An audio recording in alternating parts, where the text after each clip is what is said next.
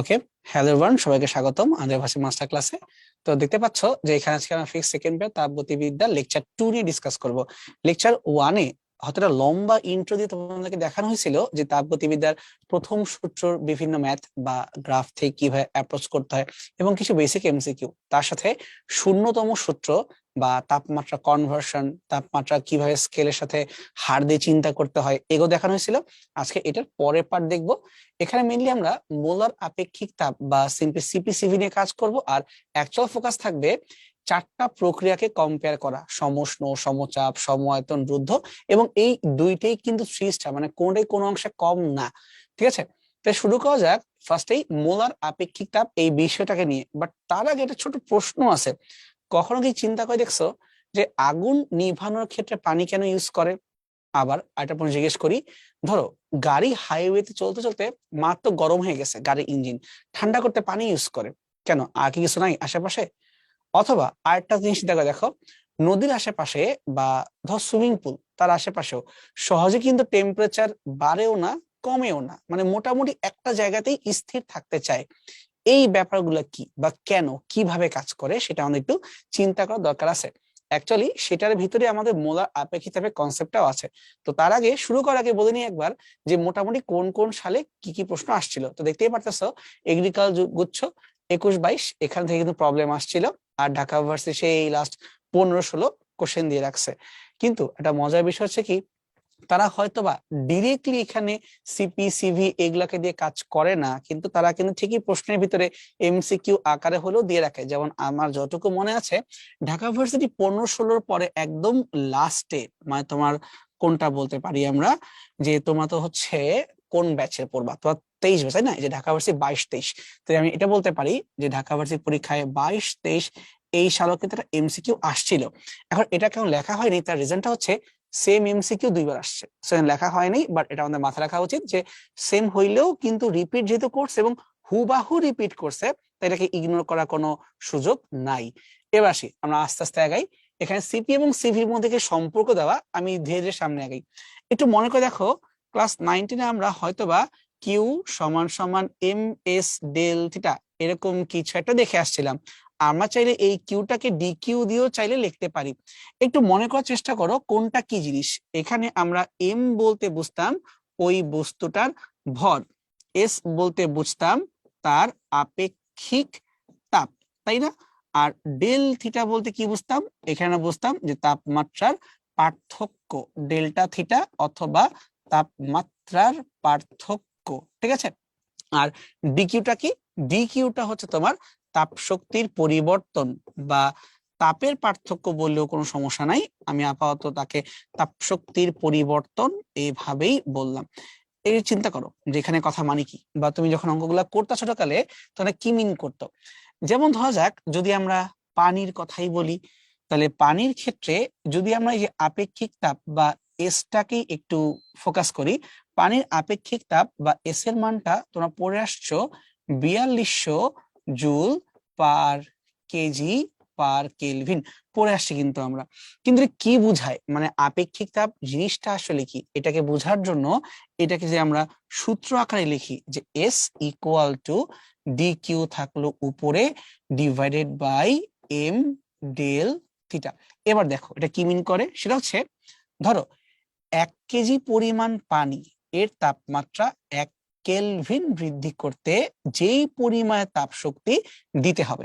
আমি আবার বলি, 1 কেজি পরিমাণ কোনো পদার্থ, পানি হোক বা যাই হোক, তার তাপমাত্রা 1 কেলভিন বৃদ্ধি করতে যেই পরিমাণের শক্তি তোমাকে দিতে হবে, সেটাই হচ্ছে ওই পদার্থের জন্য আপেক্ষিক তাপ। আমি লিখছি পানির ক্ষেত্রে, তাই আগে আমি তোমাকে পানি দিয়ে বসি, বাট এটা কিন্তু যে কোনো কারো ক্ষেত্রে হতে পারে। যদি এটাকে আমরা আরেকটু চেঞ্জ করে এভাবে লিখতে চাই যে ধরো এই এস আর এই যে এম, মানে এম আর এস, এই দুইটাকে আমরা একত্রিত করে রাখবো একসাথে, তাহলে পক্ষান্তর করলে কি বলা যায়? এম এস সমান সমান D Q divided by D theta. এবার ঠিক একটু আগের মতো একটু সংজ্ঞায় চিন্তা করো তো, তাপমাত্রা 1 কেলভিন বৃদ্ধি করতে বা পরিবর্তন করতে যেই পরিমাণে শক্তি দরকার। এবার কিন্তু ভর নিয়ে মাথা ঘামাচ্ছি না, অ্যাকচুয়ালি এটা সুন্দর জিনিস, এটাকে বলি আমরা হিট ক্যাপাসিটি অথবা তাপ ধারণ ক্ষমতা। নর্মালি কোনো বস্তুর জন্য আমরা হিট ক্যাপাসিটি অথবা তাপ ধারণ ক্ষমতা এমনটা বলে আসি। নামটা আমি এই পাশে লিখে রাখতেছি, তাপ ধারণ ক্ষমতা।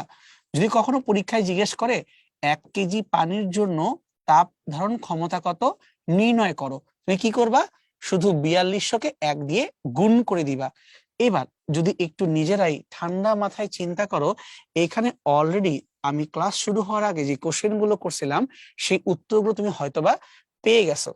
যেমন বলছিলাম, গাড়ি যখন গরম হয়ে যায় বা ইঞ্জিন যখন গরম হয়ে যায়, কেন আমরা পানি ইউজ করি? তার কারণ মাত্র 1 কেজি পানির টেম্পারেচার একটু বাড়াইতে গেলে 4200 জুল পরিমাণের শক্তি দিতে হবে। তার মানে কোনো গরম বস্তুর উপরে যদি আমরা পানি ঢেলে দেই, সেই পানির টেম্পারেচার একটু বাড়তে হইলেও প্রচুর পরিমাণে হিট কিন্তু পানি একসেপ্ট করে বা তার মধ্যে রিসিভ করে ফেলে। তার মানে কি, আমার গরম বস্তু খুব সহজেই ঠান্ডা হয়ে যাচ্ছে। এইটাই তো আমার দরকার ছিল, বস্তুকে ঠান্ডা করা। তাই পানি অল্প অ্যামাউন্টেও হইলেও বেশি পরিমাণে হিট কিন্তু অ্যাবজর্ব করে ফেলতে পারে। এটা কিন্তু আমার জন্য বেশ ভালো একটা ব্যাপার। কিন্তু সাধারণত অন্য কোনো পদার্থ এত বেশি হয় না। যেমন ধরো সীসা, মাত্র 126। বা ধরো বরফ, অনেকে বলতে পারে যে ভাই পানি কেন, বরফ ইউজ করেন, বরফ বেটার না, বরফ তো আরো ঠান্ডা। না, বরফের এস এর মানটা বা আপেক্ষিকতার মানটা হচ্ছে 2100। তার মানে বরফ যত বেশি হিট অ্যাবজর্ব করবে, তার চেয়ে অনেক বেশি পানি অ্যাবজর্ব করতে পারবে। তাই গরম বস্তু, উত্তপ্ত বস্তুকে ঠান্ডা করতে হইলে পানি বেটার অপশন। কার কম্পেয়ারে? বরফের কম্পেয়ারে। ইভেন বাষ্পর কম্পেয়ারেও কিন্তু বেটার। কেন? কারণ বাষ্পের আপেক্ষিক তাপ হচ্ছে মোটামুটি ধরো 2000-এর আশেপাশে, এক্স্যাক্টলি না বাট 2000-এর আশেপাশে, বা 2000 তুমি ধরতে পারো। তার মানে ওইটা কিন্তু না, অর্ধেকও না, আরো কমে গেছে। এই জন্য ইউজ করবো এটা। এবার আসি যে কেন বললাম কোনো ওয়াটার বডির আশেপাশে, মানে বিশাল পানি যেখানে আছে, নদী বা সমুদ্র বা ইভেন সুইমিং পুল, কেন তার আশেপাশে টেম্পারেচার সহজে চেঞ্জ হয় না? মানে গ্রীষ্মকালে একটু ঠান্ডা ফিল হয়, আর শীতকালে আবার একটু হালকা গরম গরম ফিল হয়। কেন এমনটা হয়? তার রিজনটা হচ্ছে এইরকম, পানি কি করে, তাপ অনেক বেশি ধারণ করতে পারে আর তাপমাত্রার খুবই কম পরিবর্তন করতে পারে। তার মানে পানির তুমি যদি তাপমাত্রা বা পানির আশেপাশের তাপমাত্রা অনেক বেশি পরিবর্তন করতে চাও, অনেক বেশি পরিমাণ শক্তি ইনভেস্ট করতে হবে না? এই পরিমাণ শক্তি তো পাওয়ার কথা না। এই জন্য আমরা বলতে পারি যে ওয়াটার বডির আশেপাশে সহজে টেম্পারেচার চেঞ্জ করা যায় না, কারণ সেটার জন্য অনেক বেশি পরিমাণের শক্তির দরকার পড়ে। আমি কোত্থেকে দিব? তা তো পসিবল না। বুঝতে পারছো? তাহলে এখানে আমরা যে তাপ শক্তির পরিবর্তনের সাথে তাপমাত্রার পরিবর্তনের কি কানেকশন, এটা কিন্তু বুঝতে পারছি। আমরা এর আগের ক্লাসে বলতেছিলাম তাপমাত্রার পার্থক্য দিলে তাপের প্রবাহ হবে, বাট তাপমাত্রা পার্থক্য করতে কতটুকু তাপ লাগবে এটা কিন্তু আমরা আগে ক্লাসে বই, এটা আমরা আজকের ক্লাসে বললাম যে কিভাবে তুমি তাপমাত্রার পার্থক্যের সাথে তাপের পার্থক্য, মানে আদান হোক বা প্রদান হোক হোয়াটএভার, তার সম্পর্কটা কি, এটা ডিরেক্টলি তাপ ধারণ ক্ষমতার সাথে কানেক্টেড। যার তাপ ধারণ ক্ষমতা যতটা বেশি, তাকে তুমি একটু চেঞ্জ করতে হইলে তত বেশি তোমাকে তাপ শক্তি দিতে হবে, অথবা তার থেকে বের করে আনতে হবে। কথা বুঝতে পারছি? তো আমার তাপ ধারণ ক্ষমতা বেশি হওয়া মানে ওর বেসিক্যালি অ্যাবজর্ব করার ক্যাপাসিটি বেশি, অথবা অ্যাবজর্ব করে রাখছে ও এখন দিবে, ওই ক্যাপাসিটিটাও বেশি। ঠিক আছে? তো এখন এই জিনিসটাকে আমরা কাজে লাগাবো গ্যাসের ক্ষেত্রে। তো গ্যাস নিয়ে যখন কথা বলি তখন তার আমরা গ্যাসের ভর নিয়ে কথা বলতে পছন্দ করি না, তখন কি বলি? এত মোল, এটা মোল নিয়ে কথা বলতে পছন্দ করি। মানে এই সিম্পল জিনিসটাকে এখন আমরা যখন গ্যাসের ক্ষেত্রে লিখতে পারবো, তখন এম এস এর পরিবর্তে সি লিখবো। কিন্তু প্রবলেমটা হচ্ছে এই সি দুই ভাবে বের করা যাবে। একটা তোমার হচ্ছে স্থির চাপকে মাথায় রেখে, তো আরেকটা হচ্ছে স্থির আয়তনকে মাথায় রেখে। অর্থাৎ এই যে আপেক্ষিক তাপের যে ব্যাপারটা, সেটাকে আমরা স্থির চাপে এবং স্থির আয়তনে আনবো, এবং এটাকে আমি নাম দিব মোলার আপেক্ষিক তাপ। কথা বুঝতে পারছি? তার মানে আমাদের বেসিক ফর্মুলা দাঁড়াচ্ছে এখন এইভাবে, যে এই যে তাপ শক্তির পরিবর্তন, সেটাকে আমরা এম এস ডেল থিটা বা সি ডিটি এইভাবে লিখবো। সেইটা ঠিক আছে, মানে আমরা এখানে এই যে ডেল থিটাকে ডিটি লিখবো, ঠিক আছে, এম এস কে সি লিখবো, এটাও ঠিক আছে, বাট এই সিটাকে স্থির তাপে, সরি স্থির চাপে না স্থির আয়তনে, এটা কিন্তু একটু ক্লিয়ার করে নিতে হবে। তাহলে এখানে যে কাজটা করব, এখানে আমরা স্থির চাপের জন্য আগে লিখব। আর যদি আমরা এই ঘটনাটাকে স্থির আয়তনের জন্য করতে চাই তাহলে এন সিভি ডিটি এইভাবে লিখবো। সামনে কেন এন লিখলাম, তার কারণ সিপি আর সিভি এটা আমরা 1 মোলের জন্য বলি, কিন্তু আমাদের প্রবলেমে তো গ্যাস 1 মোল না হয়ে যে কোনো মোলের হতে পারে, তাই এখানে আমরা এনটা রাখলাম সেফটির জন্য, যত মোল তত মোল বসাই দিব। একটা প্রশ্ন উঠতে পারে যে ভাই সবই ঠিক আছে, শুধু এটা বুঝলাম না, বাম পাশে একবার লিখলেন ডি কিউ আরেকবার লিখলেন ডি ইউ, এইটার কাহিনী কি? সেটা কাহিনী হচ্ছে স্থির আয়তনে, এই কথার মানে কি? আমরা এর আগের ক্লাসে দেখছিলাম যে যদি একটা সিস্টেমের ভিতরে আমরা তাপ শক্তি দিই, যেমন ধরো আমরা সিলিন্ডারের ভিতরে এইভাবে পিস্টন যুক্ত করে কিছু পরিমাণের গ্যাসকে নিচ্ছি।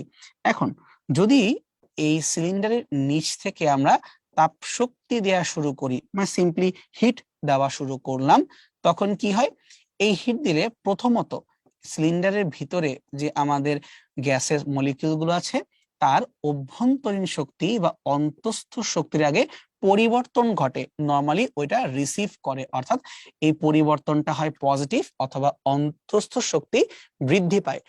যতক্ষণ পর্যন্ত অন্তঃস্থ শক্তি বৃদ্ধি পাচ্ছে ততক্ষণ পর্যন্ত কিন্তু এই পিস্টনটা উপরেও উঠতেছে না, নিচেও নামতেছে না, অর্থাৎ গ্যাসের যে আয়তন এটা কিন্তু কনস্ট্যান্ট আছে। অর্থাৎ আমি টোটাল যে ওকে হিট এনার্জি সাপ্লাই করব ডি কিউ, তার মধ্যে একটা পার্ট, একটা ছোট অংশ স্থির আয়তনে থাকা অবস্থায় অন্তঃস্থ শক্তির পরিবর্তনে ব্যয় হবে।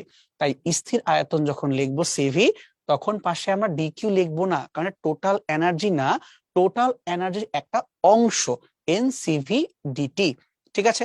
কিন্তু একবার যখন অভ্যন্তরীণ শক্তি নেওয়া হয়ে যাবে, পরিবর্তন করা হয়ে যাবে, তারপরে কি করবে? তারপরে পার্ট হবে এবার এই গ্যাসটা আস্তে আস্তে আয়তনে বৃদ্ধি পাওয়া শুরু করবে, অর্থাৎ এই পিস্টনটাকে ধাক্কা দিয়ে ও উপর দিকে উঠাইতে থাকবে। কিন্তু তখনই একটা ব্যাপার চিন্তা করো তো, আমরা আগের ক্লাসে বলছিলাম যে যখন এটা ধাক্কা দিয়ে উপর দিকে উঠাচ্ছে তখন কি গ্যাসের কি চেঞ্জ হচ্ছে? তখন গ্যাসের আয়তন চেঞ্জ হচ্ছে। আর কি কি কনস্ট্যান্ট থাকতেছে? এই সিলিন্ডারের যে পিস্টনটা তার ক্ষেত্রফল কিন্তু বদলাবে না, শুধুমাত্র একটু উপর দিকে উঠে আসবে, অর্থাৎ সমচাপ মেনটেন করে আয়তনটা বৃদ্ধি পেতে থাকবে।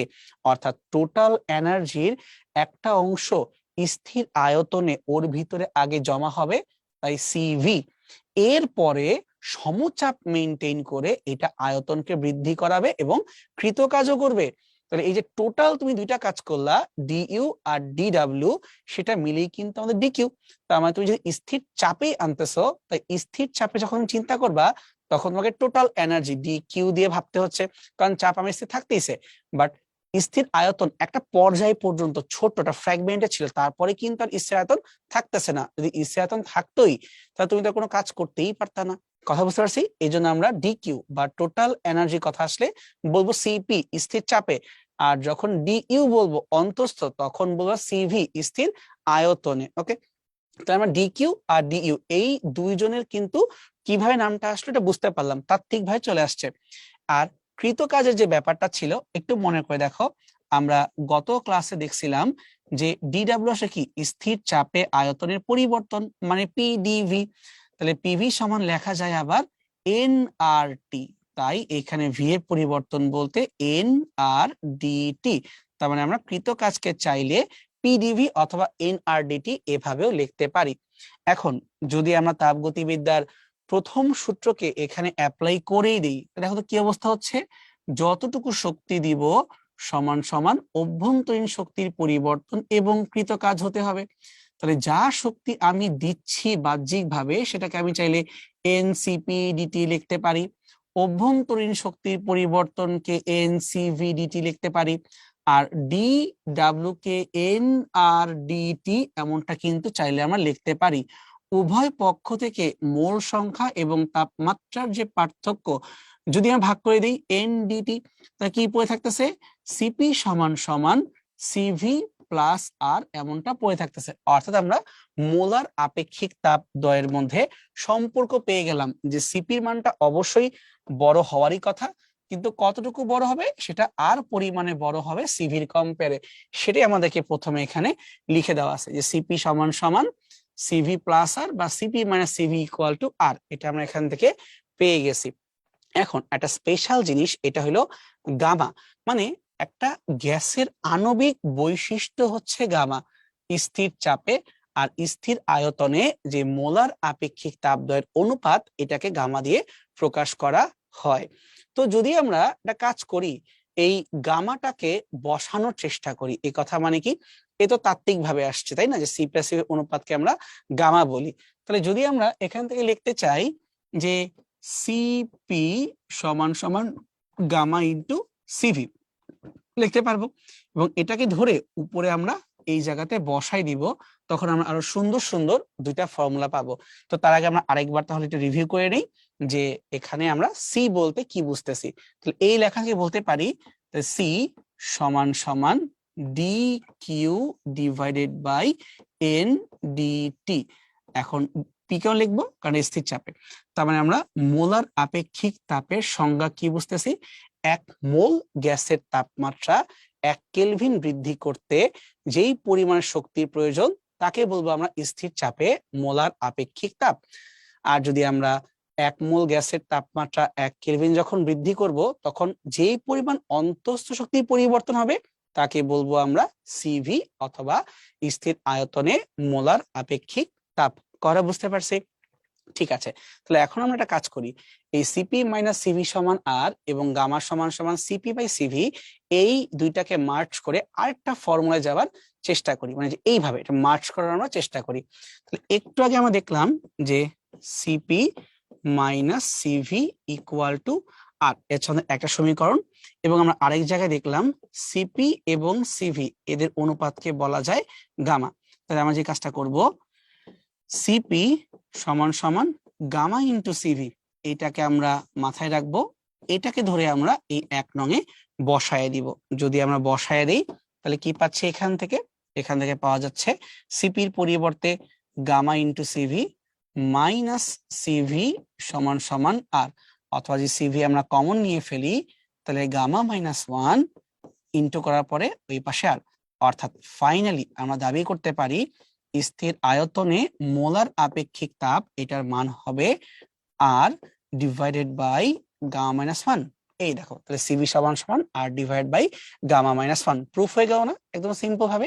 ঠিক একই ভাবে যদি আমরা চাই, এখন এখান থেকে বের করে ফেলতে পারবো সিপির সম্পর্কটা কি, কারণ দেখো 2 নঙে দেখতেছি আমরা সিপি মানে হচ্ছে গামা ইন্টু সিভি, তাহলে একবারই এখান থেকে বলে ফেলতে পারি অতএব সিপিটা হবে, তুমি সিভি মানটা যাই পাইছো তাহলে গামা গুণ করে দিবা, তাহলে gamma into R divided by gamma minus 1, এই না হয়ে গেল সিপি।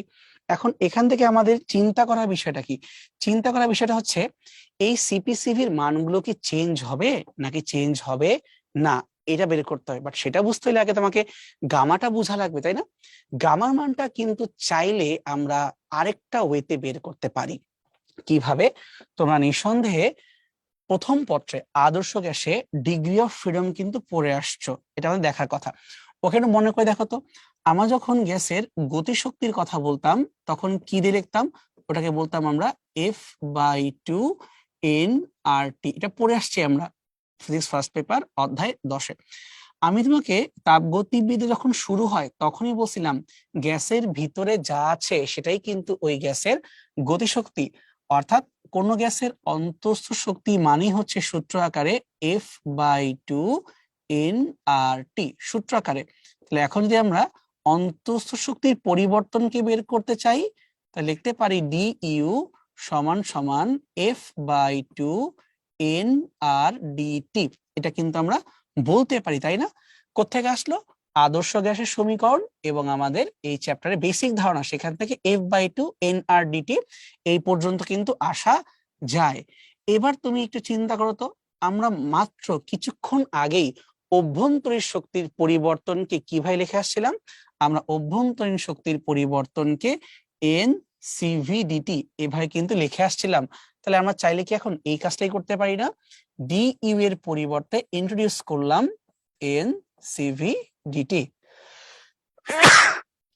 সরি, তাই ডি এর পরিবর্তে আমরা নিয়ে আসলাম এখানে এনসিভিটি। ঠান্ডা লেগেছে। এনসিভিটি সমান সমান এই পাশ থেকে হচ্ছে আমাদের F/2 এন আর ডি টি। এটা আমরা আপাতত লিখতে পারি। এখন একটু তুমি চিন্তা করো তো, যদি উভয় পক্ষ থেকে আমরা কাটাকাটি করি কি কি বাদ দেওয়া যেতে পারে? এন ডিটি, এন ডিটি কাটতে পারি, এবং কাটার সাথে সাথে এখান থেকে কি পাওয়া যাচ্ছে? এখান থেকে পাওয়া যাচ্ছে হাতের বাম পাশ থেকে শুধুমাত্র সিভি, আর ডান পাশ থেকে F/2 আর। তার মানে আমরা কিন্তু এটা বুঝে গেলাম যে স্থির আয়তনে মোলার আপেক্ষিক তাপ কেউ যদি বের করতে পারে, আমরা কিন্তু এটা গ্যাসের আণবিক গঠন থেকেই বের করতে পারবো। এই কথাটাই একটু আগে বলছিলাম যে সিপিসিভি আসলে গ্যাসের আণবিক গঠনকেই ইন্ডিকেট করে বলছিলাম। তো আমি সূত্রকে প্রুফ করে দিলাম কিভাবে এফ এর সাথে সিভি কে বের করা যায়। তো যদি আমরা সিভি কে R divided by gamma minus one এটা বলতে পারি, তাহলে কি আমি কি সিভির পরিবর্তে F/2 আর এখানে বসাইতে পারি না? অবশ্যই বসাইতে পারি। তাহলে কাজ করি, নিচ থেকে সিভির যে মানটা ছিল R divided by gamma minus one, এটাকে ধরে উপরে বসাই দিচ্ছি। তাহলে সিভির পরিবর্তে নিচ থেকে টেনে আনলাম R divide by gamma minus one, আর এখানে আগে থেকেই বের করে আসছিলাম সমান সমান F/2 আর। এখন দেখো তো উভয় পক্ষে কি কি কাটাকাটি করে দেওয়া যায়, এই আর গুলোকে কিন্তু সুন্দর মতো কাটাকাটি করে ফেলতে পারি। যদি কাটাকাটি করে দেই তাহলে পড়ে থাকতেছে এইভাবে, gamma minus one equal to 2 divided by F. মানে আমি মানটাকে বের করার পরে আবার একটু উল্টাই দিছি, তো এই জন্য তোমার সেটা উল্টে গেছে, মানে লবের জায়গায় হর আছে, হরের জায়গায় লব। তাহলে gamma minus one equal 2/f।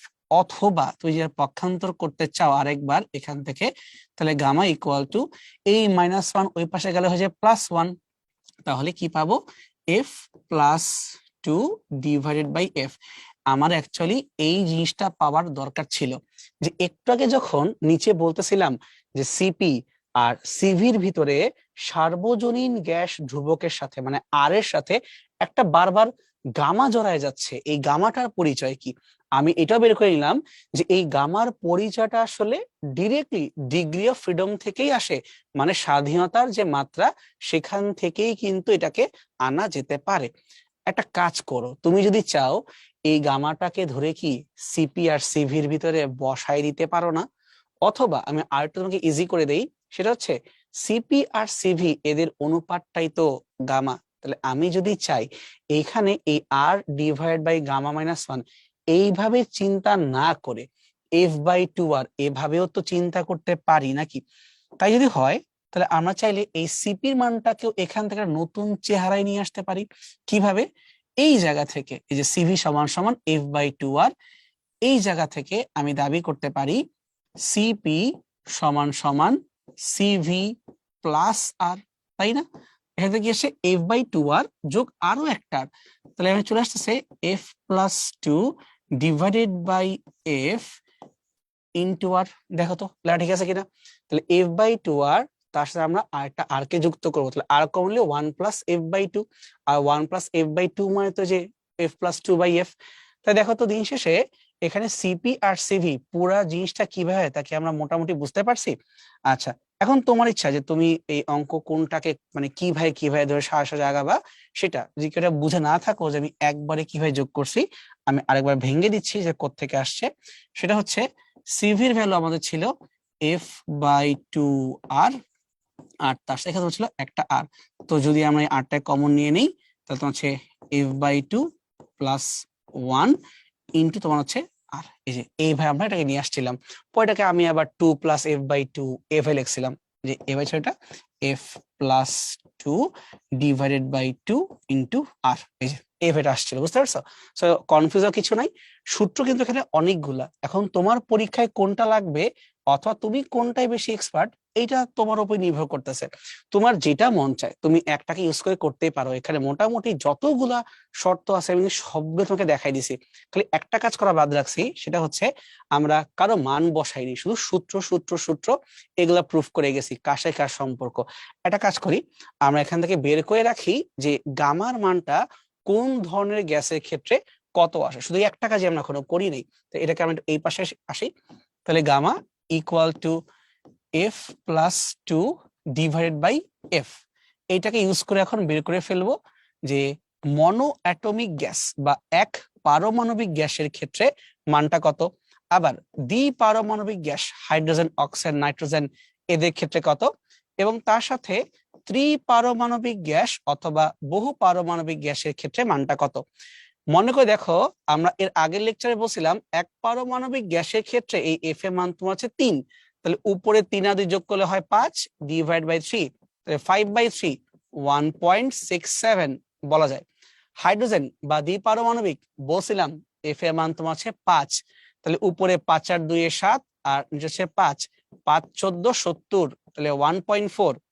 আর ফাইনালি 3 বা বহু, এইটার একটু মারামারি আছে, কারণ 3 বা বহু ক্ষেত্রে আসলে সব তো এক হবে না, একটু তো বদলাবেই। তো এটাকে মোটামুটি তুমি যদি চাও এফ এর মানটাকে 6 দিয়ে লিখলে 8/6, মানে মোটামুটি 1.3 দাবি করতে পারো। বাট এখানে ঘাপলা আছে। ঘাপলা কেন?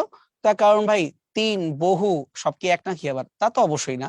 বাট তোমাদের বইতে যেহেতু ধরে নিছে 3 বা বহু একই টাইপের, তাই মনে রাখবো যে গামার মান বিভিন্ন গ্যাসের সাপেক্ষে এগুলো একটু মনে রাখতে হবে। কিন্তু অবশ্যই কার্বন ডাই অক্সাইড ব্যতিক্রম, তার কারণ আমরা জানি যে কার্বন ডাই অক্সাইডের ক্ষেত্রে ও যদিও ত্রিপারমাণবিক, কিন্তু এই বান্দার গঠনটা তো হয়ে গেছে সরলরৈখিক, তার মানে এর এফ এর মানটা অবশ্যই তোমার 6 হবে না, 5 হবে, এবং এই জন্য এর গামার মানটাও 1.3 হবে না, এটা তোমার হচ্ছে 1.4 হবে। তার কারণ আমি আগেই বলছি ওর গঠনটাই তো ব্যতিক্রম, এবং এটা একমাত্র কার্বন ডাই অক্সাইড না, আরো অনেকে আছে। যে কোনো সরলরৈখিক গঠন হইলেই এই প্রবলেমটা হবে। সো ওভারঅল এই বোর্ডে আমরা দেখতে পারতেছি যে কোনটার সাথে কোনটা কিভাবে কানেক্টেড, এবং ডিইউ, ডিডব্লিউ, ডিকিউ সবাই আলটিমেটলি কানেক্টেড, সব এক পেজের মধ্যে আমি লিখে রাখছি। এখন তুমি একটু বাসায় প্র্যাকটিস করো, তাহলে এটা হয়ে যাবে, ভয় পাওয়ার কিছু নাই। তাহলে আমরা এখন এই যে ঢাকা ইউনিভার্সিটির এই প্রবলেমটা সলভ করতে পারি 22 এবং এটা আবারও আসছিল, একদম হুবাহু সেম এভাবেই আসছে, পরপর 2বার, অনেক গ্যাপ দিছে, এটা মনে হয় একবার 14, 15 বা 16, 17 আসছিল, তারপরে যে আবার লাস্ট বার তোমাদের আসছে। তো বলতেছে যে সিপি বাই সিভি যদি এক্স হয়, মানে আসলে আমরা কি জানি সিপি বাই সিভি কথা বলছে গামা, তারা গামাকে এক্স দিয়ে প্রকাশ করছে, তাহলে নিচের কোনটা সত্য একটু মনে করে দেখো তো। আমরা সিভি তার সূত্র কি পড়ছি এই যে আগের পেজেই, আর ডিভাইডেড বাই গামা-1, তাহলে আর ডিভাইডেড বাই গামার পরিবর্তে কি লিখবো x-1। তাহলে দেখো তো এই জায়গাটা সিভি সমান সমান আর ডিভাইডেড বাই গামা-1 বা সিম্পলি x-1, জাস্ট আমরা লিখছি অন্য কোনো কিছু দিয়ে, আর কিছু না, বাকি সবকিছু ঠিক আছে। নিয়ন গ্যাসের ক্ষেত্রে গামার মান কত? ফার্স্ট অফ অল নিয়ন কয় পারমাণবিক? যে কোনো নিষ্ক্রিয় গ্যাস এক পারমাণবিক। হাইড্রোজেন তো অবশ্যই না, হিলিয়াম, নিয়ন, আর্গন, ক্রিপ্টন, জেনন, রেডন, তাহলে এক পারমাণবিক হইলে 1.67, বা একটু আগে দেখাইছিলাম কিভাবে আসছে 5/3, অবশ্যই 1.76 হবে না। নাইট্রোজেন গ্যাসের ক্ষেত্রে গামা কত? নাইট্রোজেন তোমার দ্বিপারমাণবিক গ্যাস, আমার এটা বেসিক্যালি হচ্ছে 5/3 না, 7/5 সমান সমান 1.4, তাহলে এখানে অ্যান্সারটা হবে 1.4। কোথায় এই বান্দা 1.4? আচ্ছা, যাদের এটা মনেতে কষ্ট হয় আমি ওয়ে শিখাই দিই, সেটা হলো আমরা স্বাভাবিক বিজোড় সংখ্যাগুলোকে একটা পটে লিখবো, মানে এইভাবে 1, 3, 5, 7, 9 এভাবে। এবার তুমি খেয়াল করো, যদি আমরা প্রতিবার বড়কে ছোট দিয়ে ভাগ করি, 5/3 এইটাই কিন্তু 1.67, 7/5 এইটাই কিন্তু 1.4, আর 9/7 এইটাই কিন্তু অ্যাকচুয়ালি 1.3। তুমি ভাবতে পারো ভাই 9/7 কেন, ওটা না 8/6 ছিল। আমি আগেই বলছিলাম 3 বা বহু পারমাণবিকের মধ্যে ঝামেলা আছে, কারণ 3 আর বহু তো এক জিনিস না, কিন্তু হ্যাঁ এটা অনুপাতটা খুব কাছাকাছি। সো অ্যাকচুয়ালি বহু হয়ে গেলে 9/7 হয়, আর যখন 3 পারমাণবিক হয় তখন 8/6 হয়, বাট দুইটারই অনুপাত মোটামুটি 1.3 মতো হয়। ঠিক আছে, সো বড়কে ছোট ভাগ দিব, পেয়ে যাবা উত্তরগুলা কি। গামা যদি 1.67 হয়, তাহলে গ্যাসের অণুটা কত পারমাণবিক হবে? একটু আগে তো বললাম 1.67 হচ্ছে এক পারমাণবিক, মানে সকল নিষ্ক্রিয় গ্যাস এক পারমাণবিক। একটি আদর্শ গ্যাসের ক্ষেত্রে সিপি বাই সিভি যদি এক্স হয়, এক মোলের জন্য নিচে কোন সম্পর্ক সঠিক? দেখো আমি এইটার কথাই বলতেছিলাম যে একই প্রশ্ন 2বার আসছে, তাই আমরা শুরুতে 2বার লিখিনি, হু বা হু সেম, মিলাই দেখো একবার, এই দেখো 22-23 হু বা হু সেম, মানে কিচ্ছু চেঞ্জই করে নাই। সিভি সমান সমান আর বাই x-1, এটা অ্যান্সারটা বিতে আছে। দেখো এতটাই আইলছা বি তেই আছে, সিভি সমান R by X minus one. So একই অঙ্ক তো পরীক্ষায় বারবার আসে, তুমি কেন প্র্যাকটিস করবা না? প্র্যাকটিস করে তুমি এমনিতেই পারবা। পিভি গামা সমান সমান ধ্রুবক, এই সমীকরণটা দ্বিপারমাণবিক যদি গ্যাসের ক্ষেত্রে আমি ইউজ করতে চাই, তাহলে গামা মান কত হবে? যেখানে মন চাই তুমি ইউজ করো, দ্বিপারমাণবিক মানে 1.4। সিপি বাই সিভি যদি হয় গামা, তাহলে রুদ্ধতাপীয় এবং সমতাপীয় মানে সমুষ্ণ বলা ছিল, লেখচিত্রের ছেদবিন্দুতে ঢালদ্বয়ের অনুপাতটা কত হবে? এই জায়গাতে কিন্তু একটু কনফিউশন।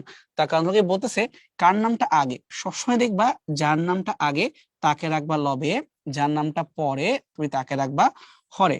অবশ্যই তোমাদের মনে থাকার কথা, সমুষ্ণ প্রক্রিয়ার ক্ষেত্রে গ্রাফ যেভাবে কাজ করে, ওই যে আয়তাকার অধিবৃত্ত এইভাবে কাজ করার কথা, আমি একটু পরে ডিটেইলসে পড়তেছি।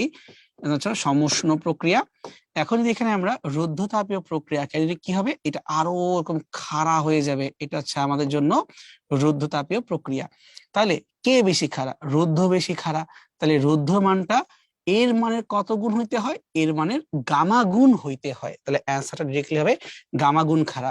কি যে উল্টা বলতো, সমুষ্ণ এবং রুদ্ধ যার নাম আগে তাকে রাখবো লবে, তখন কিন্তু কাহিনী উল্টায় যাবে, তখন অ্যান্সারটা হবে গামা না 1/গামা। বুঝছো? তো খেয়াল রাখতে হবে কার নাম আগে কার নাম পরে। এখন যাব আমরা যে চারটা প্রক্রিয়া নিয়ে অলরেডি দুইটা গ্রাফ দেখে আসলাম, এই যে এমসিকিউ লাস্ট দেখলাম, এ দেখে এখন আমরা ডিটেইলডে দেখব। তো ঢাকা ইউনিভার্সিটির 18-19, তার আগে 13-14 বেশ ভালো গ্যাপ আছে। আবার জাহাঙ্গীরনগর ইউনিভার্সিটি 17-18, 21-22 বেশ ভালো পরিমাণে গ্যাপ আছে। বাট যাই হোক, গ্যাপ নিয়ে আমার দেখার বিষয় না, আমাদের মেইন কথা কন্টেন্ট যেহেতু আছে আমার সব দেখে যাব, পরীক্ষায় যা আসবে আসবে। আচ্ছা, তো শুরুতে একটা সিম্পল আগে ম্যাথ করি। এখানে বলতেছে যে স্থির চাপে 8 গ্রাম হাইড্রোজেন 10 থেকে 15 ডিগ্রি সেলসিয়াস তাপমাত্রায় উন্নীত করতে প্রয়োজনীয় তাপের পরিমাণ, অন্তঃস্থ শক্তির পরিবর্তন এবং বহিস্থ কাজের পরিমাণ নির্ণয় করো। মানে বেসিক্যালি তারা ডিকিউ, ডিইউ, ডিডব্লিউ সবই বের করতে বসে। তো আগে দেখি এখানে আমাদের মোল সংখ্যার কি অবস্থা। 8 গ্রাম হাইড্রোজেন, 1 মোল 2 গ্রাম করে, তাহলে আমাদের কাছে আছে 4 মোল। এখানে তাপমাত্রার যে পার্থক্য ডিটি বা ডেল্টা টি তুমি যাই বলো বা ডেল থিটা, 5 ডিগ্রি সেলসিয়াস এবং 5 কেলভিন, একই কথা, কোনো সমস্যা নাই। আচ্ছা, এবার যাব আমরা কিভাবে, ফার্স্টে চেষ্টা করি বহিস্থ কাজটা বের করা যাবে কিনা। এটা কিন্তু আমরা পারবো কিভাবে, তার আমরা জানি স্থির চাপে ডিডব্লিউ মানে পিডিভি অথবা এনআরডিটি, এটা কিন্তু পড়ছি আমরা। এন এর মান কত? 4। একটা কাজ করো, আমি তোমাকে আগে ক্লাসে বলছিলাম আর যেহেতু ধ্রুবক লেখার দরকারই নেই, আর আর এর মতোই থাকুক। আর গুণ করবো কি দিয়ে? তাপমাত্রার পার্থক্য 5 দিয়ে। তার মানে এখানে মানটা কি পেয়ে গেলাম? 20 আর একটু ফাঁকা রেখে জুল। তার মানে আমরা বহিস্থ কাজের পরিমাণ পেয়ে গেলাম ধনাত্মক 20 আর জুল, কারণ তাপমাত্রা বাড়লে আয়তন বৃদ্ধি পাওয়ারই কথা, কাজ আমার পজিটিভই হওয়ার কথা। ডিডব্লিউ বের হয়ে গেল। এবার দরকার আমাদের ডিইউ আর ডিকিউ। কিভাবে বের করব? তো ধরো যদি আমরা ডিইউটাকে বের করতে যাই, একটু আগে সূত্র পড়ে আসছি, এন সিভি ডিটি। এন কত? মোল সংখ্যা মানে 4। এখন ভাবতে পারো যে ভাই আমাকে তো সিপিসি এর মান দেয় নাই, দেয় নাই তো কি হয়েছে, বের করা যাবে না? একটু আগে পেয়ে দেখো, ঘুরে আসি আমরা এখান থেকে, এই যে কই গেল, এই তো পাইছি। এখানে দেখো আমরা কিন্তু এনসিভিডিটি F/2 হাবিজাবি করে প্রুফ করে ফেলছিলাম যে সিভি মানে হচ্ছে F/2 আর। সো তুমি না জানলে কোনো সমস্যা নাই, তুমি তো বসাই দিতে পারবা। সিভির পরিবর্তে আমরা বসাই দিব F/2 আর এই জায়গাতে, ঠিক আছে? সিভি পরিবর্তে F/2 আর, আর বাকিটা ডিটি মানে যে 5 ছিল বসাই দিলাম। এখন তুমি বলো 4 আর 5 গুণ করলে কত হয়? 20। 2 দিয়ে ভাগ করলে কত হয়? 10। তাহলে আমার থাকলো 10 এফ আর। আচ্ছা, 10 আর এফ কি মাল্টিপ্লাই করা যাবে না? হাইড্রোজেন গ্যাস কয় পারমাণবিক? দ্বিপারমাণবিক। তাহলে দ্বিপারমাণবিক গ্যাসের ক্ষেত্রে এফ এর মানটা কত ছিল? 3, 5, 6, 5 ছিল। তো যদি এখন আমরা 5 দিয়ে 10 কে গুণ করে দেই, তার মানটা কত হয়ে গেল? 50। তার মানে পেয়ে গেলাম যে আমাদের অভ্যন্তরীণ শক্তির যে পরিবর্তন, এটা হবে ধনাত্মক 50 আর এত জুল। একদম ক্লিয়ারলি হয়ে গেল, তাই না? এখানে আমাদের কিন্তু কোনো কনফিউশনে কিছু নাই। তুমি তাপ শক্তি দিচ্ছ তুমি এখানে বের করে ফেললা কৃতকাজের মানটা কত, এবং তুমি এখানে এটাও বের করে ফেললা অভ্যন্তরীণ শক্তির পরিবর্তন কত। অ্যাকচুয়ালি তুমি এখন চাইলে ডিকিউটা সলভ করার দরকারই নাই, মানে অঙ্ক দিয়ে একবারই বলতে পারো, কারণ যা শক্তি দিব সেটাই তো 2 ভাগে বিভক্ত হবে, ডিইউ প্লাস ডিডাব্লিউ। উহা 50, ইহা 20, যোগ করলে কত হয় রে বাপ? 70। তাহলে কত হইলো? 70 আর। ফাইনালি বলতে পারি একবারে ডিকিউ এর মানটা হচ্ছে আমাদের 70 আর একটু ফাঁকা রেখে যে, কারণ জুল তো একক না, একটু ফাঁকা রেখে রাখলে সাইজনই ভালো। মানগুলো কেন গুণ করতেছি না? কারণ আর তো সার্বজনীন গ্যাস ধ্রুবক, আমি গুণ করলেও সমস্যা নাই, না গুণ করলেও কোনো বিপদ নাই, ঠিক আছে। সো এইভাবে রেখে দেওয়াটাই বেশি বুদ্ধিমানের কাজ, মানে আমরা হুদাই জিনিসগুলোকে ক্যাচাল করবো না, ঝামেলা পাকাবো না। ওকে, তুমি সেটা কিন্তু উল্টা পাশেও আসতে পারতা, মানে ডিকিউ কে আগে বের করে তারপর ডিইউটাকে বের করে মাইনাস করে কিন্তু তুমি চাইলেও ডিডাব্লিউটা বের করতে পারতা, এতে কিন্তু কোনো সমস্যা নাই। ফাইন, তাহলে সামনে আগাই। এখন দেখো আমরা প্রক্রিয়া নিয়ে কিছু কথাবার্তা বলবো। প্রথমেই আসি সমচাপ প্রক্রিয়ার ক্ষেত্রে।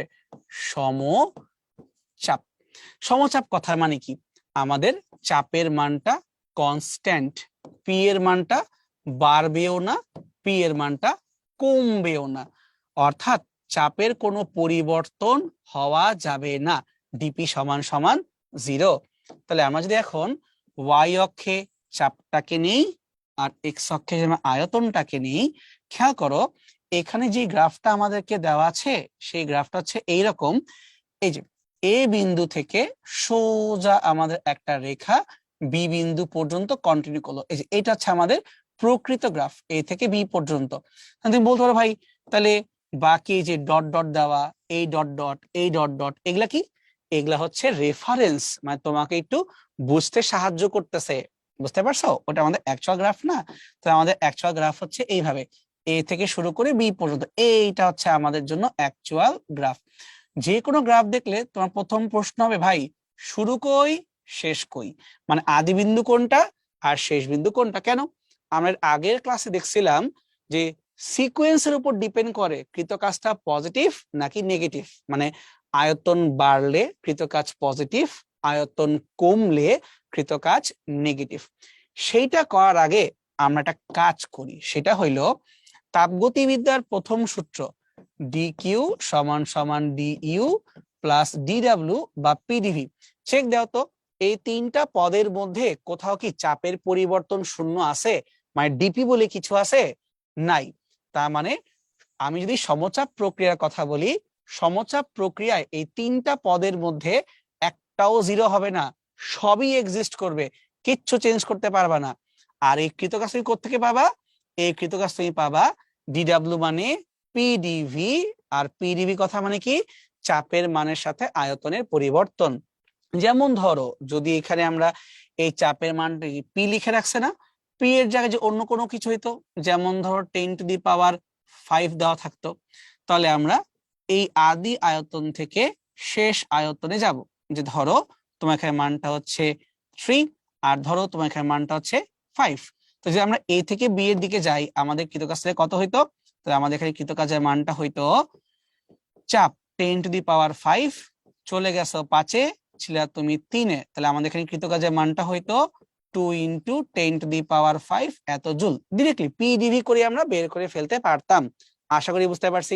ওকে, তাহলে এখন ঠিক একইভাবে আমরা আগাবো সম আয়তন প্রক্রিয়ার দিকে।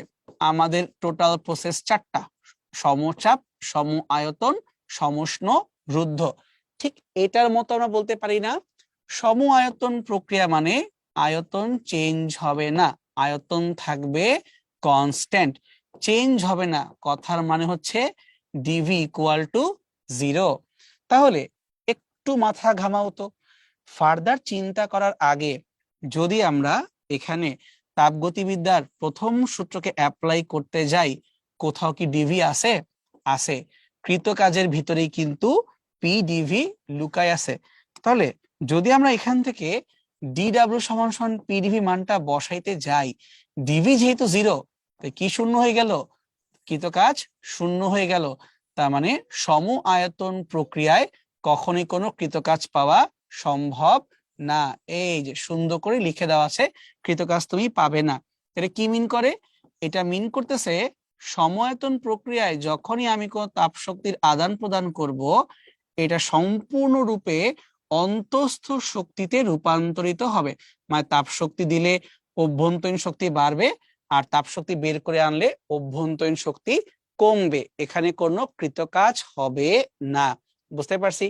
যদি একটু গ্রাফটা খেয়াল করি, এই গ্রাফটা হচ্ছে এই যে এই জায়গাটুকু, যে লাল দাগ দিলাম এই জায়গাটুকু, মানে তোমার এটা হচ্ছে এ বিন্দু, আর এটা হচ্ছে বি বিন্দু। এখন তুমি এ থেকে বি তে যাও আর বি থেকে এ তে যাও, তুমি যেটাই করো খেয়াল করে দেখো, যদি আমরা এই গ্রাফটার জন্য ক্ষেত্রফল বের করতে চাই, তো দেখো তো ভাই, আয়তনের সাথে ক্ষেত্রফল বের করবা না? একটা রেখার কি কোনো ক্ষেত্রফল হয়? হয় না তো। তাহলে এই চিত্র হতে আমরা কিন্তু কোনো ক্ষেত্রফল বের করতে পারতেছি না, এবং এইটা কিন্তু ইস্যু হয়ে দাঁড়াইছে।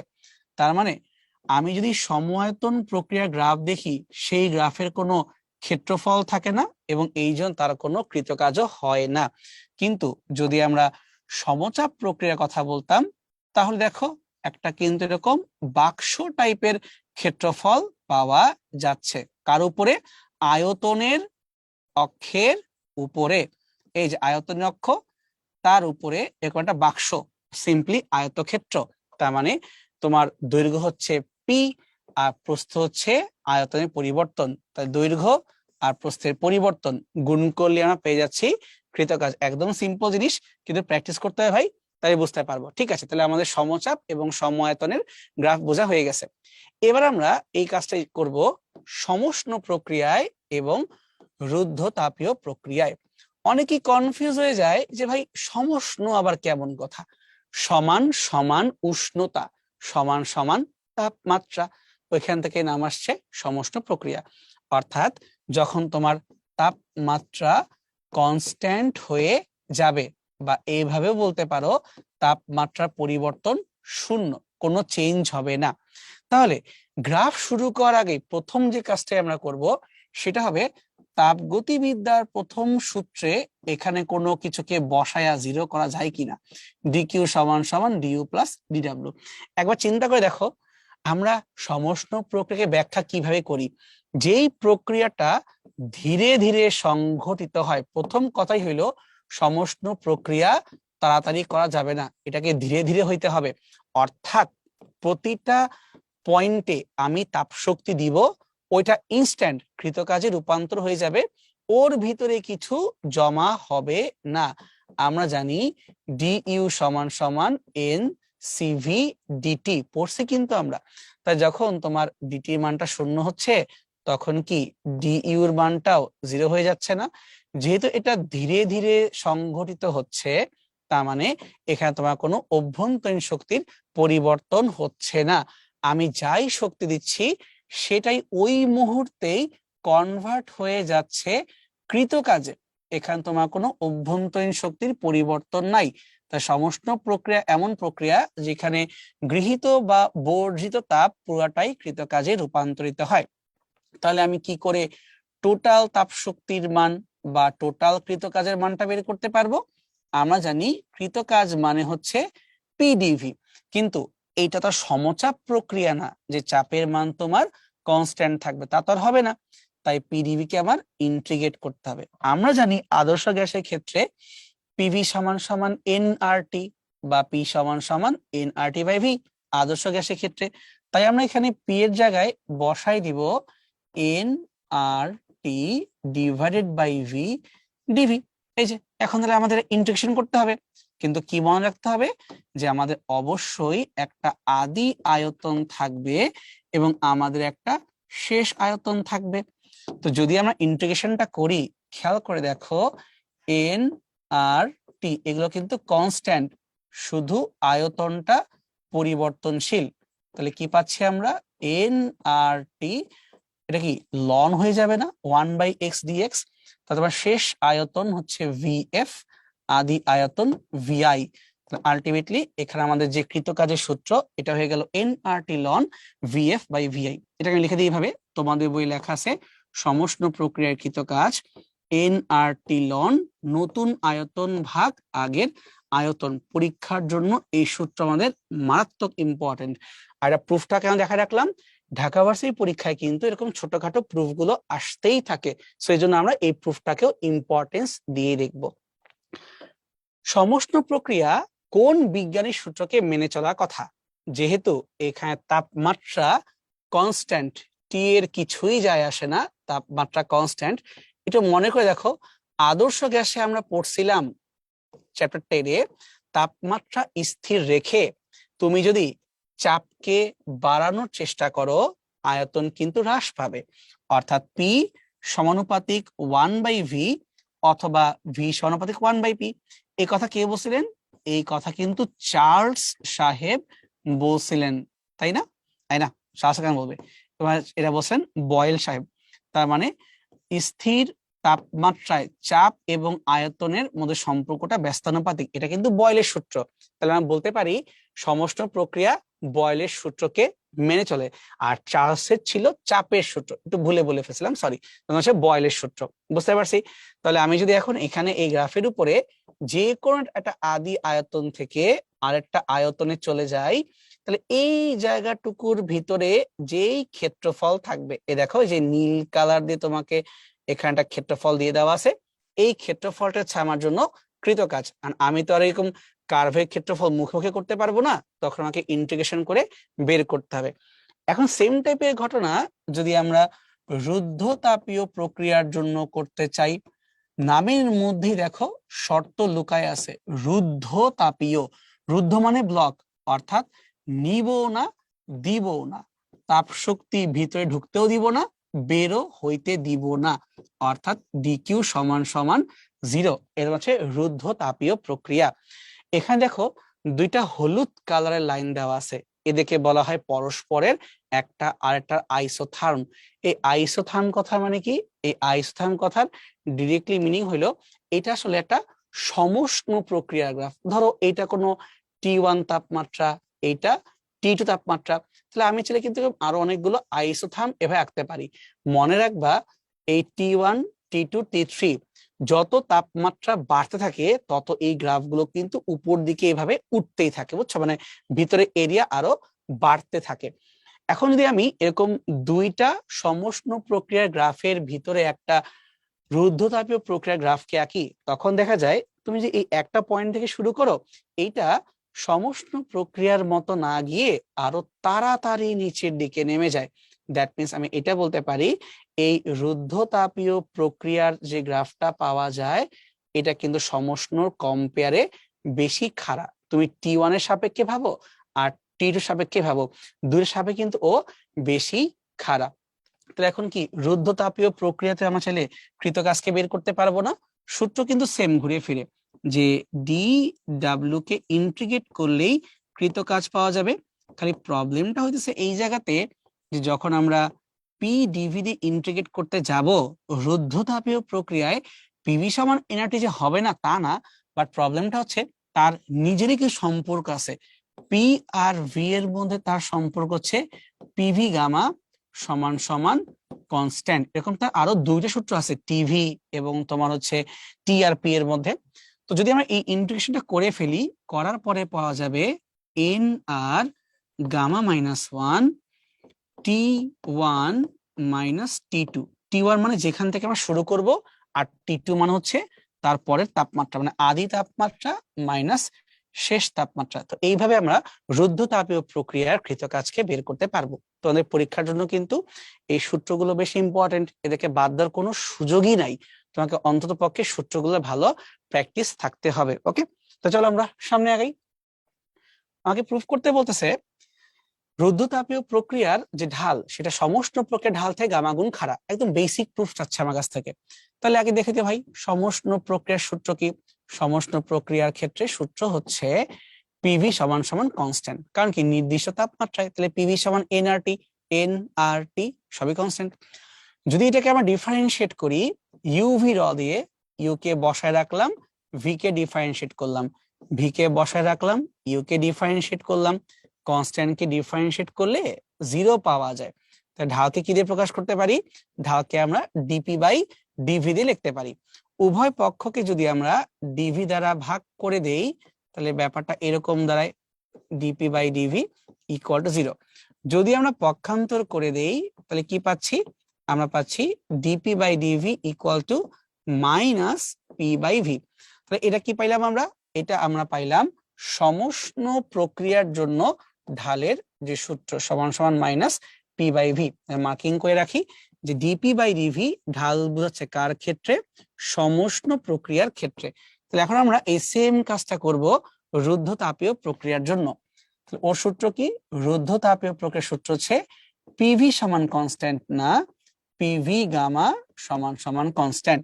তো একইভাবে যদি আমরা এখন ডিফারেন্সিয়েট করি, ইউ কে রেখে ভি, ভি কে রেখে ইউ, তাহলে প্রথমে আমরা পি কে বসায় রাখলাম, ভি এর পাওয়ারটা সামনে আসলো এবং ভি এর পাওয়ারটা 1 কমে গেল।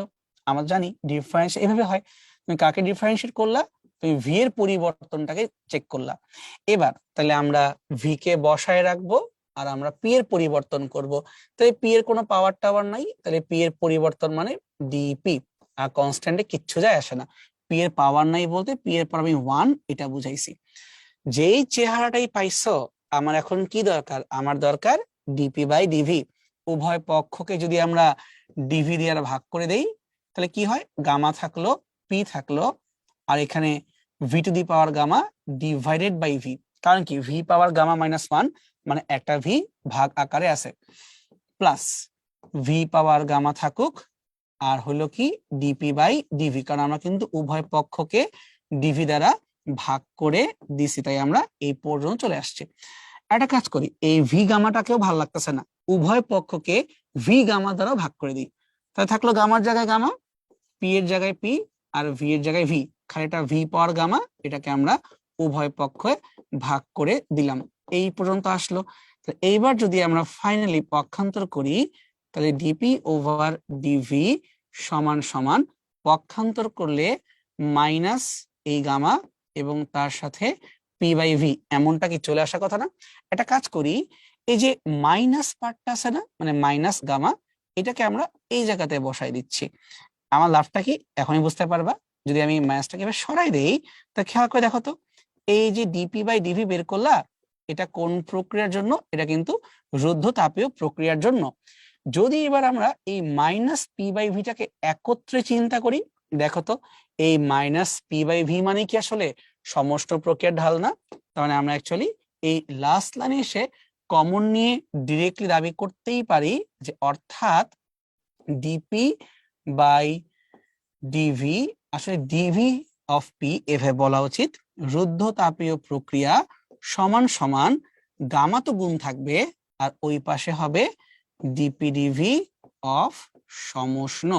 অর্থাৎ সমষ্ণ প্রক্রিয়ায় তুমি যে ঢালটাই পাবা তাকে গামা দ্বারা গুণ করার পরে যে তুমি পাবা রুদ্ধতাপীয় প্রক্রিয়ার ঢাল। সো এই প্রুফ গুলা কিন্তু খুব কঠিন না, এবং ঢাকা ভার্সিটির পরীক্ষায় কিন্তু রিসেন্ট টাইমে এরকম প্রুফই আসতেছে বারবার, বা যতবার তারা পরীক্ষা দিছে ছোট্টখাটো 2-3 লাইনের এরকম প্রুফ বা দুইটা কন্ডিশনকে ম্যাচ করলে হয়ে যায়। একটু বাসায় প্র্যাকটিস করতে হবে, প্র্যাকটিস করলেই এগুলো পারা যাবে। ঠিক আছে, চলো সামনে এগোনো যাক। এক মোলের কোন গ্যাসকে 27 ডিগ্রি সেলসিয়াসে সমষ্ণ প্রক্রিয়ায় প্রসারিত হতে দেওয়া হলো যতক্ষণ না পর্যন্ত এর আয়তন দ্বিগুণ হয়। তো এই ব্যাপারটাকে আমরা এভাবে বলতে পারি যে ধরলাম এখানে আমাদের আয়তনটা আছে V1, এখান থেকে আমি নতুন একটা আয়তনে যাব যেন সে আয়তনটা কত হয়, দ্বিগুণ হয়ে যায়। এবং এটা আমরা কোন প্রক্রিয়ায় যাব, আমাকে বলতেছে তুমি এটা সমষ্ণ প্রক্রিয়াতে করবা। তাহলে ভাই সমষ্ণ প্রক্রিয়া তাপমাত্রা চেঞ্জ হবে না, 27 ডিগ্রি সেলসিয়াস সেম থাকবে। আচ্ছা, এরপর কি বলছে, তারপরে রুদ্ধতাপ প্রক্রিয়ায় একে আবারও আগের আয়তনে ফিরিয়ে আনা হবে। এটা কেমন কথা? স্যার বলছে তাই তাই করতে হবে। তাই 2v1 থেকে আবারও ঘুরায় আমরা আগের এই জায়গাতে ব্যাক আনবো, কিন্তু এইবার আমার প্রসেসটা আর সমষ্ণ হবে না, এখন এটা হবে রুদ্ধতাপীয় প্রক্রিয়া। এখন বলতেছে তাহলে আমাকে বলতো মোট কাজের পরিমাণ কত, আর এই গ্যাসের মোলার আপেক্ষিক তাপদ্বয়ের অনুপাত গামা 1.4, মানে দ্বিপারমাণবিক গ্যাসকে ইউজ করছে। থিম বুঝছি, কিন্তু প্রবলেমটা কোন জায়গায়, প্রবলেমটা হইতেছে এই জায়গায় যে ভাই তুমি আগে যাবা সমষ্ণ প্রক্রিয়ায়, তারপরে তুমি আসবা আবার রুদ্ধতাপীয় প্রক্রিয়ায়। তাহলে একটা ঘটনা তুমি যদি দুইবার দুই ভাবে ঘটাও, তোমার তো কৃতকাজ অবশ্যই সেম হবে না। কিন্তু একটা ব্যাপার তোমার মাথায় চিন্তা করা উচিত, সেটা হইলো যখন তুমি সমষ্ণ প্রক্রিয়ায় আয়তনটাকে বৃদ্ধি করছো V1 থেকে 2V1, তখন আমাদের কৃতকাজটা তো অবশ্যই পজিটিভ হওয়া উচিত। আর যখন আয়তনকে সংকোচন করে ফেলতেছো, তখন আমার কৃতকাজটা তো নেগেটিভ হওয়া উচিত। যেই প্রক্রিয়াতে করো সেটা আমাদের দেখার বিষয় না, ঠিক আছে? তাহলে আসলে তখন আমরা পার্ট বাই পার্ট সলভ করি। তাহলে সমষ্ণ প্রক্রিয়ার কৃতকাজকে আমরা W1 নামকরণ করলাম। তাহলে W1 সমান সমান nRT loan V2 by V1। N কত? 1 মোল, লিখবই না। আর এর মান লেখার দরকার নাই। টি মানে কত? 27 ডিগ্রি সেলসিয়াস। কেলভিন করলে কত হচ্ছে?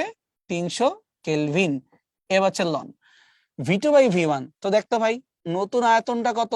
আদি আয়তনের দ্বিগুণ। তাহলে 2V1 আর V1 কাটলে কত হয়? লন 2। তোমার যদি খুব শখ উঠে, তুমি লন 2-র পরিবর্তে লিখতে পারো 0.693। এই যে লন 2 এর পরিবর্তে 0.693, কিন্তু আমি বলবো কি, লাভ নাই। কারণ আমি যতই গুণ ভাগ করি, এটা কোনো আমাকে ভালো মান তো দিচ্ছে না। আমি অ্যাপ্রক্সিমেটলি করার চেষ্টা করতে পারি, বাট তাতে কোনো লাভ হবে না আসলে, কারণ প্রত্যেকটা মানে এখানে যথেষ্ট খারাপ।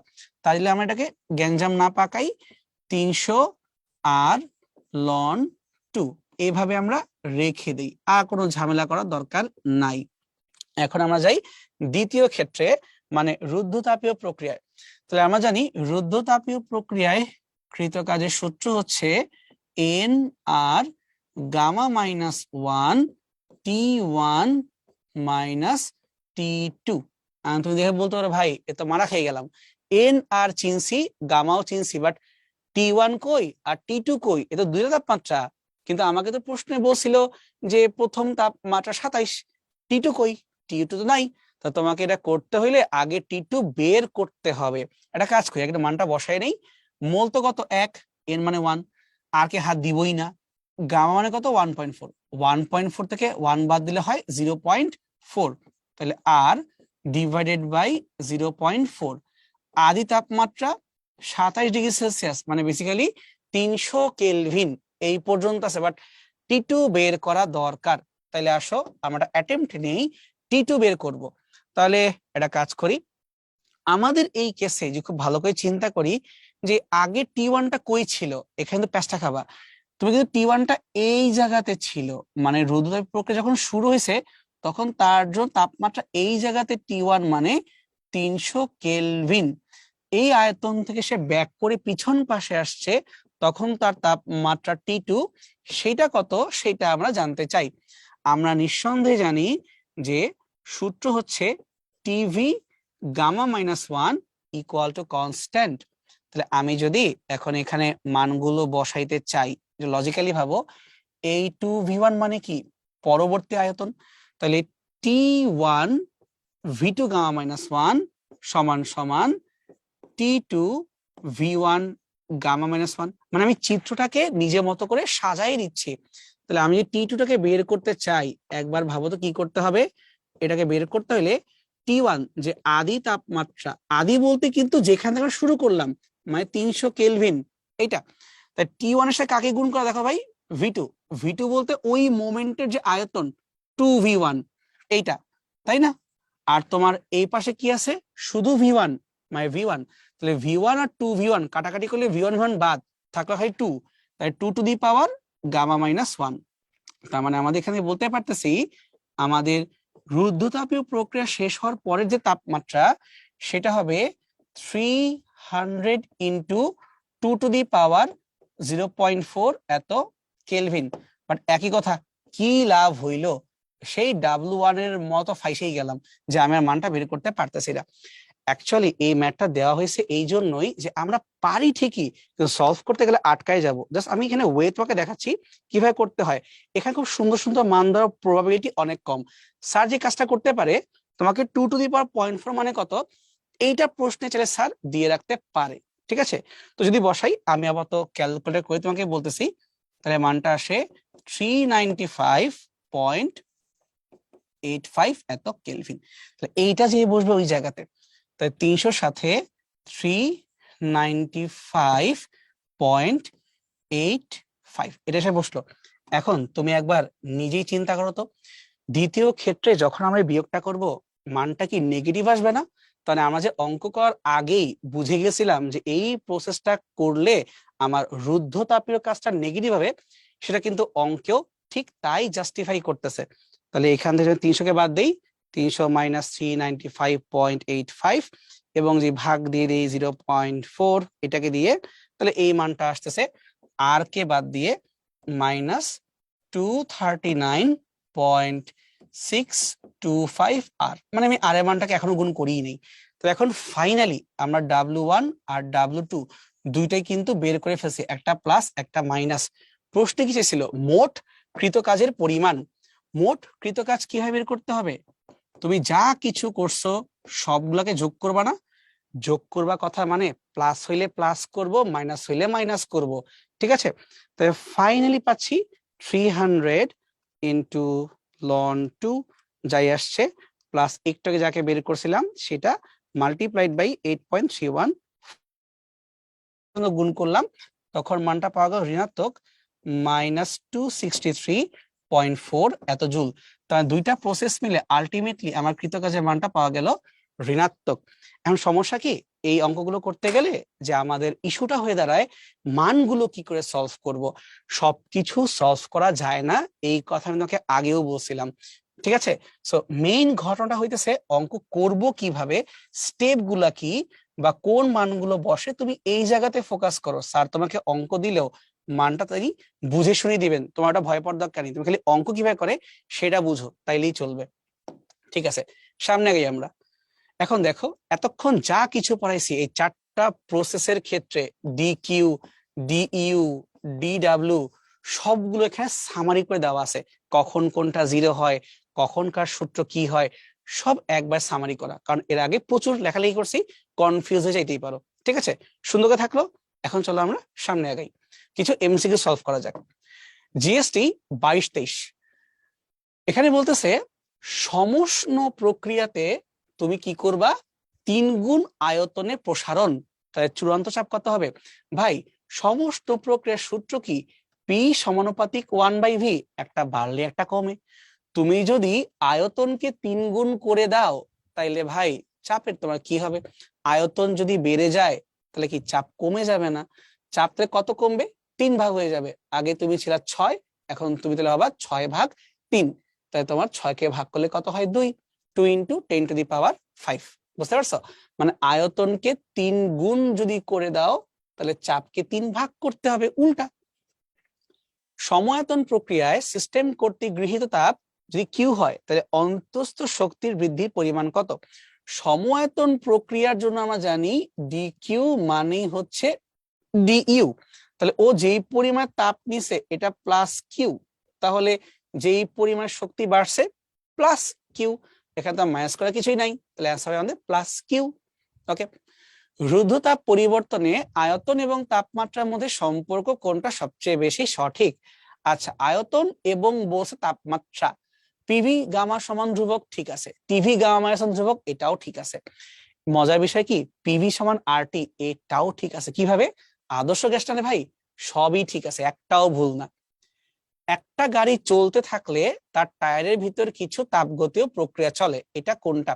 আসলে এই কোশ্চেনটা গেঞ্জাইমা, অনেক ভাই চিন্তা করা যায়, বাট সব সেফ অ্যান্সার হচ্ছে ধ্রুব আয়তন ধরে নাও, মানে আয়তনটা আমার কনস্ট্যান্ট থাকতেছে, ঠিক আছে?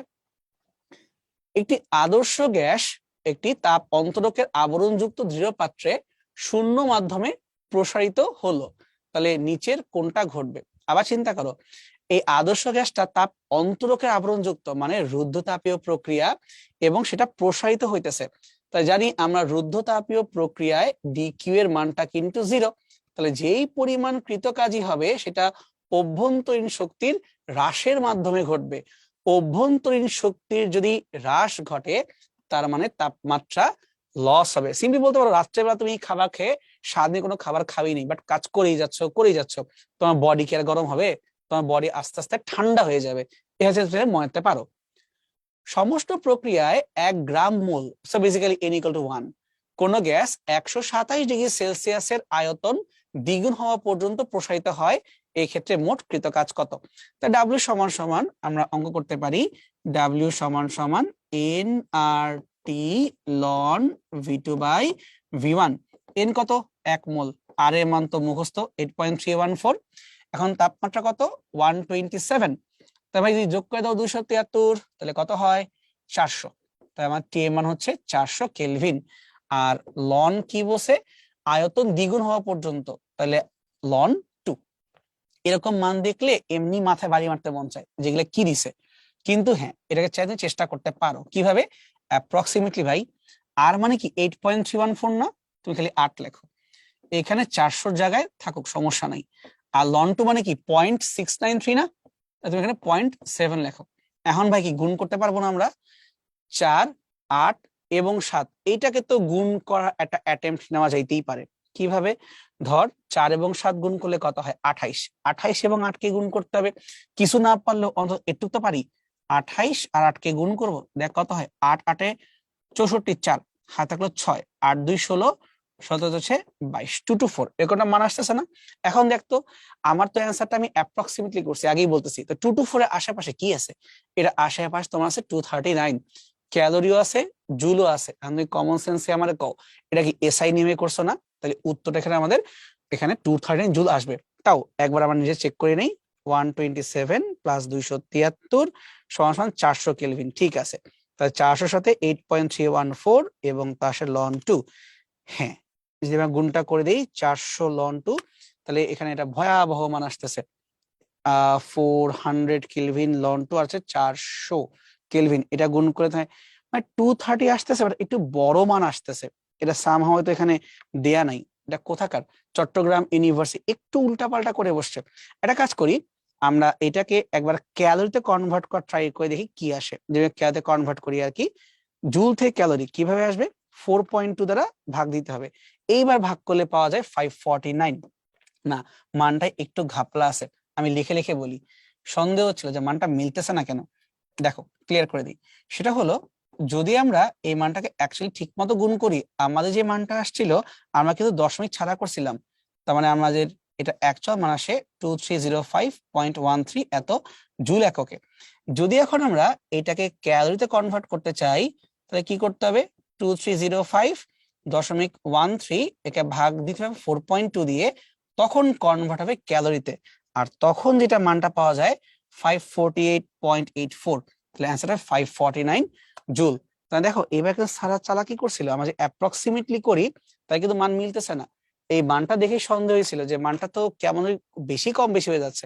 তো যাই হোক ভাই, এগুলা পরীক্ষায় একটু কেয়ারফুলি অ্যাপ্রোচ করো, তাহলেই ভালো হয়। স্বাভাবিক তাপমাত্রা ও চাপে কিছু পরিমাণ শুষ্ক বায়ুকে ধ্রুব তাপমাত্রায় সংনমিত করে। ধ্রুব তাপমাত্রা মানে সমষ্ণ প্রক্রিয়া। আয়তন অর্ধেক করা হলে চূড়ান্ত চাপ কত হবে? আয়তন যা হবে ওর তা হবে। তুমি আয়তনকে অর্ধেক করছো, তাহলে তোমার চাপ হয়ে যাবে দ্বিগুণ, কারণ এদের গুণফলটা পিভি সমান সমান কনস্ট্যান্ট থাকতে হবে। তাহলে স্বাভাবিক তাপমাত্রা ও চাপ এ কথা কি? এক বায়ুমণ্ডলীয় চাপ দ্বিগুণ করে দাও, তাহলে 101 325 কে ডাবল করলে হয় 2.02 10⁵, মানে 10⁵ কে দ্বিগুণ করে দিছি আর কি। এই সমষ্ণ প্রক্রিয়ায় যে ভৌত রাশিটা স্থির থাকে সেটা কোনটা? চাপ? অবশ্যই না। অন্তঃস্থ শক্তি, আয়তন, এন্ট্রপি। আয়তনও চেঞ্জ হয়, এন্ট্রপিও চেঞ্জ হয়। এখন তুমি যেহেতু চাচ্ছ স্থির থাকবা তাপমাত্রা, তাপমাত্রাকে স্থির রাখলে অন্তঃস্থ শক্তিকেও স্থির রাখতে হবে, এটা বাড়বেও না এটা কমবেও না। এখানে অ্যান্সারটা হবে অ্যান্সার বি। রুদ্ধতাপীয় পরিবর্তনের বৈশিষ্ট্য কোনটা? এটি একটি দ্রুত প্রক্রিয়া। ঠিক আছে, এই পরিবর্তনে তাপমাত্রা স্থির থাকে না, এটা ভুল, এটা হইতে পারে না, তাপমাত্রা চেঞ্জ হয়। এই পরিবর্তনে পাত্রটি তাপ কুপরিবাহী হওয়া দরকার, অবশ্যই তাপ দিবও না তাপ নিবও না। তাহলে অ্যান্সার হবে আমাদের 1 এবং 3, মানে আবরণ যুক্ত পাত্র হতে হবে। অ্যান্সার হবে 1 এবং 3। তাপগতীয় কোন প্রক্রিয়ায় গ্যাসের মোট তাপের পরিমাণ স্থির থাকে কিন্তু চাপ এবং আয়তন পরিবর্তিত হয়? মোট তাপের পরিমাণ স্থির থাকে এই কথার মানে হচ্ছে তুমি কিউ কে বদলাইতে পারবা না, ডিকিউ 0। অর্থাৎ এটা হচ্ছে আমাদের রুদ্ধতাপীয় প্রক্রিয়া। সব বাংলার প্যাচার ভাই। লেখচিত্রে এক্স দ্বারা একটি গ্যাসের প্রাথমিক অবস্থা দেখানো হচ্ছে। এই যে এক্স, এই জায়গাটা প্রাথমিক অবস্থাকে দেখানো হচ্ছে। লেখচিত্রে কোন রেখাটি একটি প্রক্রিয়ায় গ্যাসটি দ্বারা বা গ্যাসের উপর কোনো কাজ করা হচ্ছে নির্দেশ করে? যদি গ্যাসের কোনো কাজ নাই হয় তার মানে কি ডিডব্লিউ সমান সমান 0, অর্থাৎ এটা সম আয়তন প্রক্রিয়াকে ইন্ডিকেট করে। কাজ না হওয়া মানে সম আয়তন প্রক্রিয়া। যে ভি, এই জায়গাটা খেয়াল করো তো ভাই, এই রেখাটা, এর কিন্তু কোনো আমি আয়তন দেখতে পারতেছি না, মানে অন্তত ভি এর সাথে কোনো ক্ষেত্রফল দেখা যাচ্ছে না। তাহলে অ্যান্সারটা হবে এক্স বি, অ্যান্সার বি। 10 মোল গ্যাসের রুদ্ধতাপীয় প্রসারণের সময়, বলেই দিছি এটা রুদ্ধতাপীয় প্রক্রিয়া, 100 কাজ সম্পাদিত হয়, ওই ব্যবস্থায় অন্তঃস্থ শক্তির পরিবর্তন কত হবে? মনে রাখবো রুদ্ধতাপীয় প্রক্রিয়ায় যাই কাজ হয় সেটা কিন্তু অভ্যন্তরীণ শক্তির ক্ষয় দ্বারাই হয়। তো তুমি যদি 100 জুল কাজ করো তাহলে অন্তঃস্থ শক্তি কমে গেছে, কত? 100 জুল কমে গেছে। আর কমে যাওয়াকে মাইনাস দিয়ে লিখতে হয়, তাই উত্তরটা হবে -100 + 100 কিন্তু হচ্ছে না। 27 ডিগ্রি সেলসিয়াস তাপমাত্রার একটি টায়ারকে পাম্প করতে তার চাপ 2 মণ্ডলীয় চাপের হওয়ার সাথে সাথে সেটা ফাইটে যায়। তাহলে চূড়ান্ত তাপমাত্রা কত বের করো। একবার চিন্তা করো, যখনই টায়ার ফাটে এটা কি হঠাৎ ঘটে না? যখনই কোনো ঘটনা হঠাৎ ঘটে বিনা কোনো ওয়ার্নিং এ, তখন সেটাকে আমরা বলতে পারি রুদ্ধ তাপীয় প্রক্রিয়া। কোনো ঘটনা হঠাৎ ঘটলে হবে রুদ্ধ তাপীয় প্রক্রিয়া। এখন দেখো, তোমার টায়ারটার ভিতরের আগের যে চাপ ছিল শুরুতে, সেই চাপটা ছিল 2 atm, 2 বায়ুমণ্ডলের চাপের সমান। যখন ফেটে যাবে তখন তো বায়ুমণ্ডলে উন্মুক্ত হয়ে গেল, তার মানে তখন আমাদের নরমাল চাপ হয়ে গেল বায়ুমণ্ডলের চাপের সমান। শুরুতে যে তাপমাত্রা এটা ছিল আমাদের 27 ডিগ্রি সেলসিয়াস বা 273 যোগ করে 300 কেলভিন। এখন জানতে চাচ্ছ ফেটে যাওয়ার পরে তাপমাত্রা কত হবে বা T2 টা কত হবে। তাই টি আর পি এর মধ্যে সূত্র কি ছিল? তাই এটা হচ্ছে TP 1 minus gamma divided gamma equal to constant. তাই T1 P1 সমান সমান T2 P2 1 minus gamma divide by gamma. তো এখন তুমি বুঝতেই পারতেছো যে আসলে এই মানটা বের করতে গেলে অবস্থা খারাপ আছে। T2 যখন বের করব, T1 টা তো আমাদের 300 ইন্টু আগে ছিল কত? আগে তোমার চাপ ছিল 2, এখন হয়ে গেছে 1 হোল টু দি পাওয়ার গামার মান তো 1.4, তাহলে 1 থেকে বাদ দিলে 0.4 ডিভাইড বাই 1.4। এটা কোনোভাবে তুমি মুখে মুখে করতে পারবা না, ইম্পসিবল। এবং তুমি সালটা দেখো কত, 13-14, তখন কিন্তু ক্যালকুলেটর অ্যালাউড ছিল, সো তখনকার কথা আলাদা। এখন আমরা কি করব, এটা 2 টু দি পাওয়ার বসাই দিব -0.4 ডিভাইডেড বাই 1.4। ঠিক আছে, এটা করলে মোটামুটি আসে 246.1, কিন্তু কিসে আসছে?